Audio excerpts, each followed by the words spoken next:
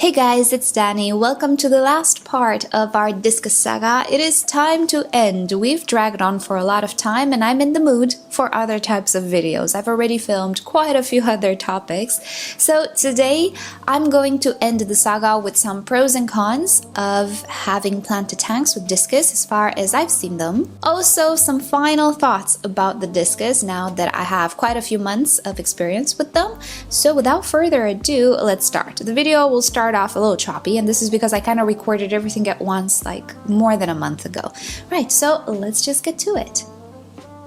Maintenance, water change, algae, feeding, fertilizing. Okay, water change, I kind of went through it. What I find helps me a lot when I do my water change is a water pump, because this is quite a large tank. It's not as big as others, but definitely when it comes to removing water from it, it's not a thing to use buckets. It's really not. So I'm using a C-shape pump. I've seen other YouTubers use it and it's pretty good. It's a little big, to be fully honest, but it does the job. It pumps out the water from the tank very fast.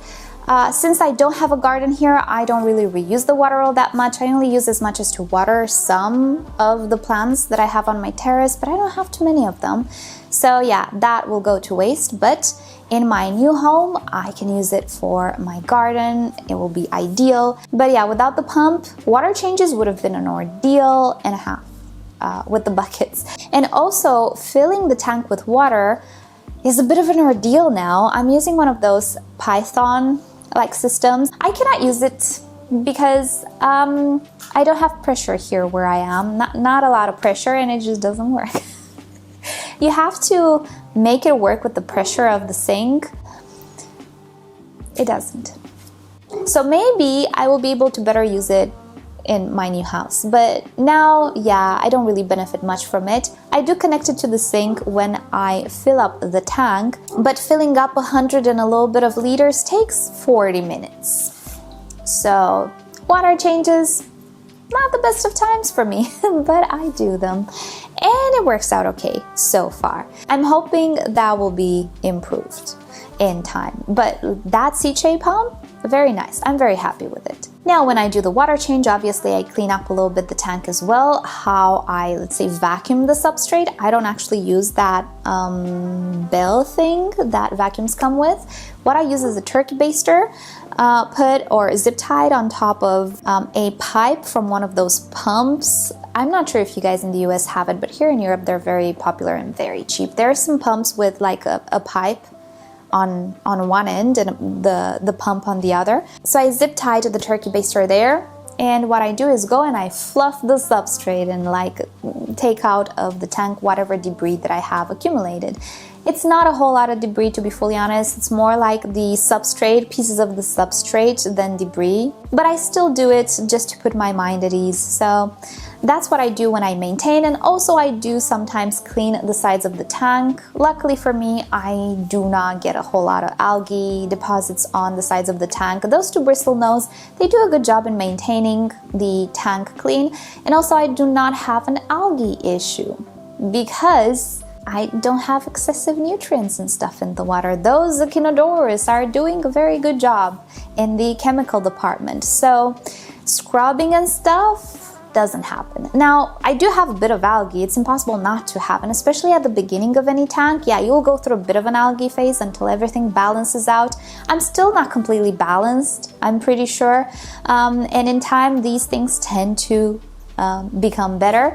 So I do have some stuff. On the wood, I've seen some BBA right where I have my evac from the filter. It usually does that. In high flow areas, BBA just flourishes. Do I care? Not so much. I only care about those algae that start to accumulate on the plants. The secret recipe to having algae is to having unhappy, unhealthy plants. So if you ever have plants that don't like the temperature, they don't like the fact that you don't have enough nutrition, they don't like the fact that you don't have CO2, that's when you're gonna get algae, in my experience, when your plants are not happy.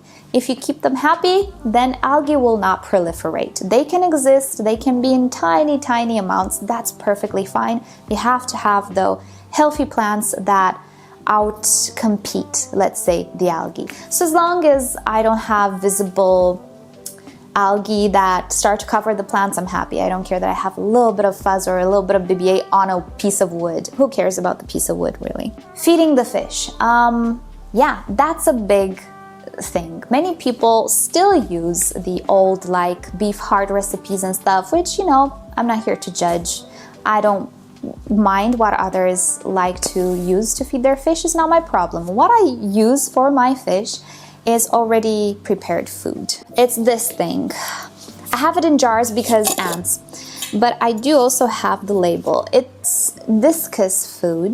It's a brand that somebody here brings, and I can also find it available on Amazon, and they ship to my location. Beef heart soft granules. I looked on the ingredient list. Beef heart is so low on the ingredient list, I don't even know if they have any. I don't know. Mainly it's fish meal, krill, those type of stuff. There is one with turkey. Again, turkey is like at the bottom of the ingredient list. It's turkey extract. And I have another one from them, which is in the back. It has like fish meal mostly. They're very high protein foods. I think they're very good and the fish really like them. They're those soft granules. I also have some frozen foods from the same brand, again with a lot of shrimp, krill, those type of meaty stuff. But I do not do like the typical beef heart recipes and so on. It's absolutely okay to feed fish shrimps, fish meal, krill, brine shrimp, all of those things are absolutely fine. They're part of, depending where they're coming from, they're part of their natural diet, little worms and so on. Beef is not really part of their natural diet. Sure, you can use it. I'm not gonna say that it has no benefits and stuff. I'm just saying I can do without. So I'm not using it. But you know, there are foods on the market that claim they have some beef heart. So yeah, I use those foods. Sometimes I give them bug bites from Fluval. I also have brine shrimp that is frozen. So I give them a few stuff, but I don't do the full recipes that people do on the internet. Nothing wrong with them, it's just not for me. And I feed them twice a day at this point. Sometimes when I'm very busy, once a day. I do not skip any days because these guys, you know, they have a very small digestive tract and they do tend to digest pretty fast, I noticed. So I do try to give them food twice a day. I do not give them more than that because that will just spoil the water, and considering the growth rates that I have, I don't think it's necessary. So yeah, that's food. And when it comes to fertilizing the tank, I do not fertilize the tank. As I was saying, the plants mainly feed from the bottom, and they do have the whole ADA system at the bottom. There's really no point for me to dose in the water column because I don't have CO2. The plants, while they grow fast, they could grow faster with CO2, but they don't. They grow at the rate that they do, and if I put any more fertilizer in the water, I'm gonna have some algae issues. They feed on whatever these fish produce, and being that they're carnivorous, being that they have a high protein food, your main two culprits with these type of fish, even with betas, is that you'll have high nitrates, high phosphates. So these are the two that I would look out for. Mine are close to zero, so I'm good with that. But it means that the plants are working, and if they're growing and they're healthy, it means they have enough. And now the fish. Well, I lost one actually, and it was the white one. If you notice, I had a white one. From the beginning, he was the skinniest one if I compare him to the others, and he had a weird shape. He wasn't like round. But you know me, I'm the type that doesn't look away if a fish has maybe a deformity, maybe he's not like the best. If you guys know, I saved 2 Discus because I felt sorry for 3 of them. One of my Discus, he might be stunted forever, but that's a save and I don't care because I saved him and I love him and he's my beautiful fish. So I don't shy away from these fish. It makes me feel good to know that I give a chance to a fish, you know, that would otherwise maybe perish. So I don't care about that. So I chose that fish even if he didn't have a perfect shape, because he was white, he was beautiful, and I don't know, I just wanted him. Well, 2 weeks after I got him, he stopped eating altogether. And as I read, for these fish, you gotta deworm them, you gotta do treatments. Anyway, I did the treatments for my fish. I dewormed them, I treated them for flukes, I treated them with everything people would suggest you should treat a fish, especially if he doesn't eat. Nothing worked. He wasn't bullied. He had nothing on him that would indicate he had parasites or anything. He looked absolutely normal. He just didn't want to eat. He was always in the back, like nipping on leaves and stuff, which, as I found out in research, might be due to internal parasites and internal worms. And I did levamisole treatments, and I did external treatments with multiple things that I'm not gonna get into. Nothing worked. Everybody else was okay.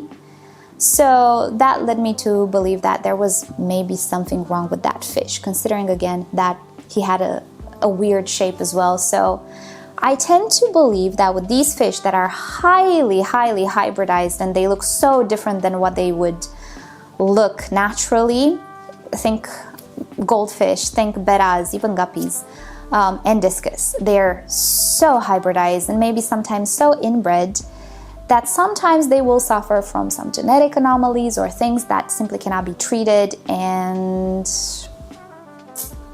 yeah, it's not uncommon to lose fish. It really isn't, especially when you don't necessarily know anything about the source they're coming from. I don't even know if the source they're coming from is like a very famous source.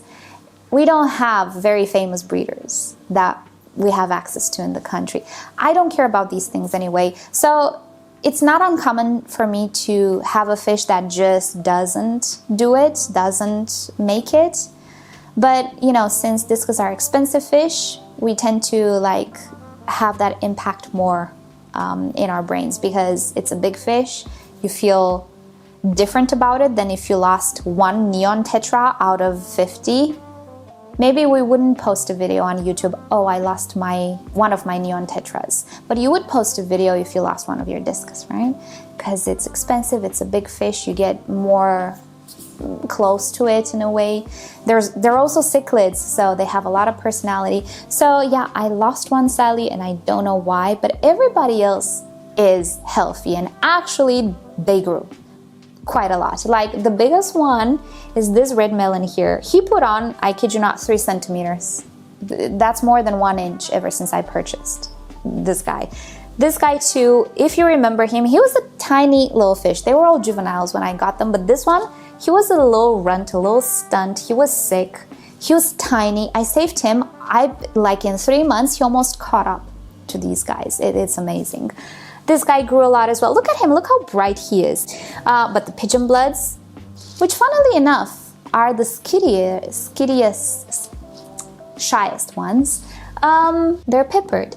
So everybody put on some growth. The yellow one there, not so much. He's my shyest one, but he doesn't get bullied or anything, which is funny. At the beginning, yeah, there were some arguments, nothing very bad.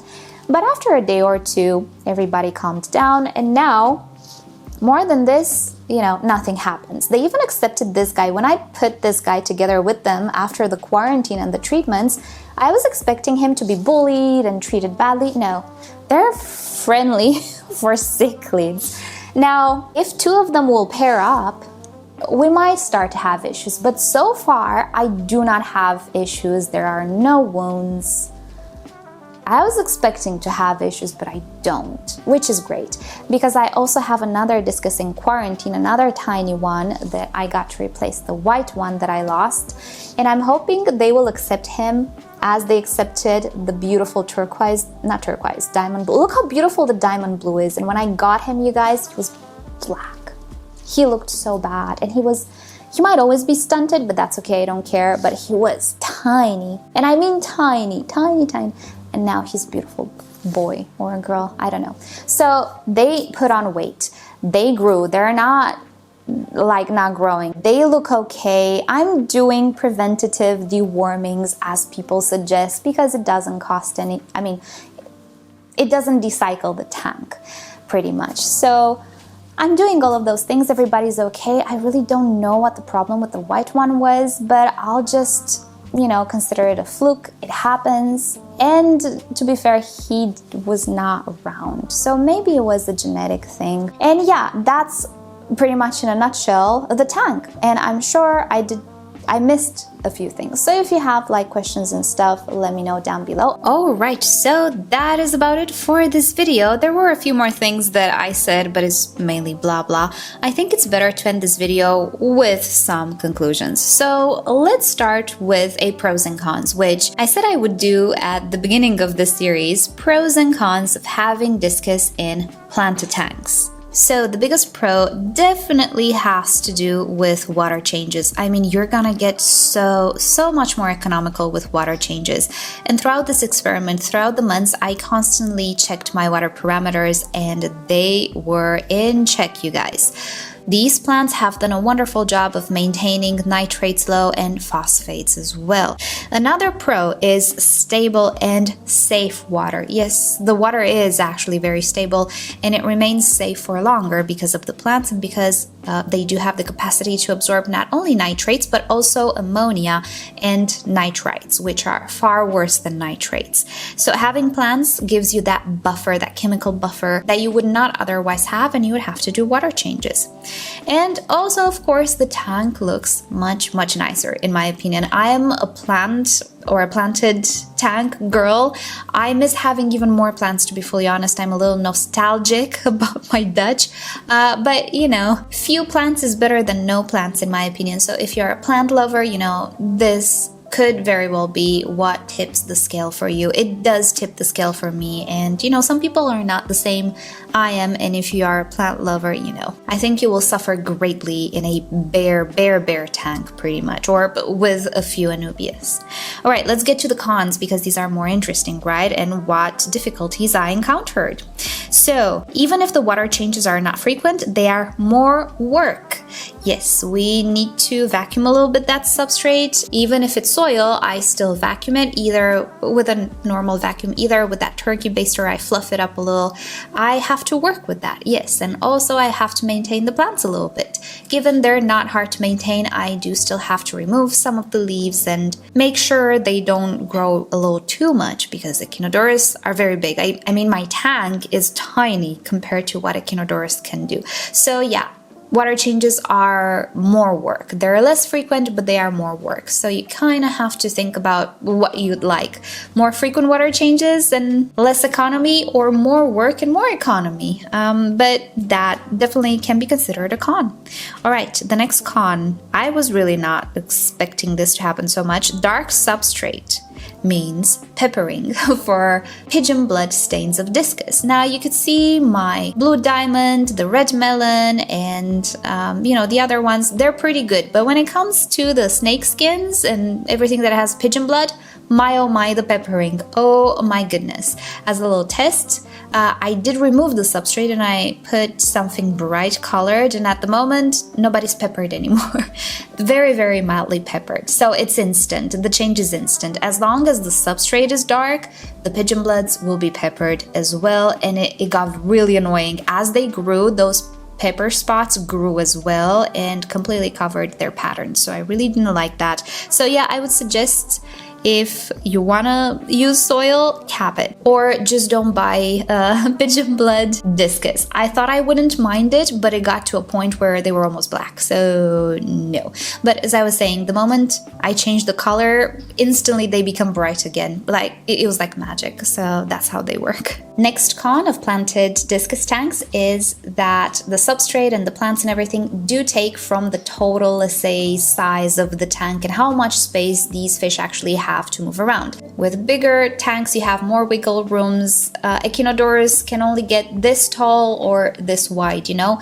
In my size of the tank, an Echinodoros can get too big, so I have to remove some of the leaves. In a much bigger tank, this will not happen. Same with the substrate. My substrate is 10 centimeters high in the back. That takes, you know, quite a bit from the total height of my tank. If you have a much higher tank than mine, you know, that thing doesn't matter. But when you're talking about these types of sizes, yes, these decorations and plants and substrate can actually take a little bit of the movement space inside for the fish. So with my size of a tank, that can be a little bit more significant than in other tanks. For me, it is a con indeed. And a last con that I will mention, there might be others, but it's a big one for me. Treatments are harder to do in a planted tank. One thing, which I will talk about the pros and cons or final thoughts of discus in general, one thing that I discovered is that another day, another disease seems to be the motto of these guys. And I'm not saying like they're about to die or anything. No, you see them scratch. You see that the poop is not right. You see that maybe they don't have as much appetite as yesterday. So you have to do your treatments or preventative treatments. And yes, I did a lot of deworming and stuff, but some treatments do affect plants, and also they do affect snails and shrimps. I currently don't have any more snails and shrimps with my discus. Also, when you do deworming, it's a good idea to vacuum that bottom very well. In a tank with gravel or substrate, generally, maybe you cannot do such a good job with vacuuming all of those frozen worms, potential worms. And yeah, that will be an inconvenience. That will be something that maybe it's not as optimal as, let's say, a bare bottom tank. Can you get away with it? Absolutely, you can get away with it. And it really has to do with how your fish arrive in the first place. Mine arrived with some issues that I had to address, and I addressed them. It wasn't the easiest, and I discovered that sometimes I did have to move them to another tank to do a treatment because that particular treatment would affect plants. So that is definitely a con you need to consider, and depending on the fish, I guess you'll have to do more or less treatments. But yeah, I had to do some treatments. So now let's talk about my final thoughts of keeping discus. So finally, discus fish are absolutely beautiful. They are. I'm so happy that I have the opportunity to have them after so many years that I've dreamed about them. So yeah, I am really happy to have had them. But they do actually get disease very easy and are overly sensitive. And this doesn't have to do with anything other than the way that they are. You will always have pathogens in your tank, but if a fish is strong, nothing will touch it pretty much. Well, doesn't really apply with discus. In my opinion, they are overly bred, overly selected, overly everything that I don't know what it is about them. They're very susceptible to everything pretty much. And it's not that I didn't quarantine my fish before introducing them or anything. It's just how they are. Every 2 months, they get worms. Every this amount of time, they get flukes. No other fish has issues in this tank, like the tetras, nothing, but they do. And that has been so stressful. Very, very, very stressful. More stressful than I thought. Then, the problem of the high temperature is that you cannot keep many plants with them. And I, being a very big plant lover, you know, I suffered a little bit. I'm still suffering. I'm nostalgic over a Dutch. I can sometimes, in my baddest days, I imagine how would a Dutch look in this tank, and I reached the conclusion that it would look fabulous. And then I think about other things. But yeah, you cannot really keep many plants in good condition, in my opinion, with them because of their temperature requirements. Then you cannot even keep too many tank mates with them because, again, they grow big, they can eat stuff. As I was saying, shrimps and snails I would not put with them because they are susceptible to all sorts of substances in the treatments that I use with discus. So that's not fun either. Plus, I'm sure if I put some red cherry shrimps in there, they will become the meal of discus, so no. One thing again that I did not expect is my electricity bill for this tank. I made a little calculation, and this just has to do with my area, you guys, but I did a little bit of calculation. Running this tank cost me 200 euros a month. You will say that is wild, and I agree, it is wild. In my part of the world, electricity doubled or tripled in price over the past few years due to the world. Many reasons that I will not get into. And yes, I will move into a new house and hopefully I will produce my own electricity. But for now, this tank costed me to run like so much. And it's because of that heater. So that's unfortunate. And finally, last thought, I did not expect them to grow so fast. I was thinking, I'm not gonna feed them with beef heart, this and that. I'm not gonna do big water changes. They're not gonna grow fast. They did. They are so big now, and I can already see my shortcomings. I can see how this tank, yes indeed, is, you know, it's okay for them, but I would love to see them in the in a bigger tank. And all along, my plan was to get like a tank which has the length of either 180 centimeters, either 2 meters. Remember in my first part I said size doesn't matter. You add 10 centimeters there, 10 there, and all of a sudden you get like 20 more gallons. Well, I'm thinking not adding 20 gallons, I'm thinking more. I'm thinking tripling the size of my tank, which that will indeed make a difference. I would love to see them in something like that. And when they're fully grown, you know, I would feel more comfortable in seeing them in something like that, which was achievable when I purchased this tank in August, but now it's not, because full transparency here, we did not plan to buy the house we are buying. We were planning to build a house, but again, because of the state of the world, it is unrealistic for us to afford building our house. And our house, when we thought about it, it had more space than the one we are purchasing. So a bigger tank it's not realistic in the place we are moving. So that dream went down the drain very fast. So I'm not sure in the future if I will keep the Discus, to be honest. Like, I reached to that point where I'm like, can I actually keep them all the way, or are they better off in a really, really bigger tank, which I all of a sudden cannot do anymore ever. So that's the sad ending to the saga, but I did learn a lot, and I'm hoping that through some sort of miracle, I don't know, I'm gonna keep them, but I don't know at this point. Anyway though, I hope you've enjoyed this series, and I hope that you learned a thing or two. I definitely am so happy that I got this opportunity and I learned so much. And yeah, planted Discus tanks, absolutely, they absolutely work. They didn't suffer from any very bad disease, but like the usual worms and stuff. So yeah, no, even with weekly water changes, I grew them very well. So I'm very happy about that, but I don't know what the future will bring. So this is the end of the saga. Thank you guys so much for watching. Hope you've enjoyed this entire saga, and yeah, let me know your thoughts down below. With that said, I'll see you all next time. Bye!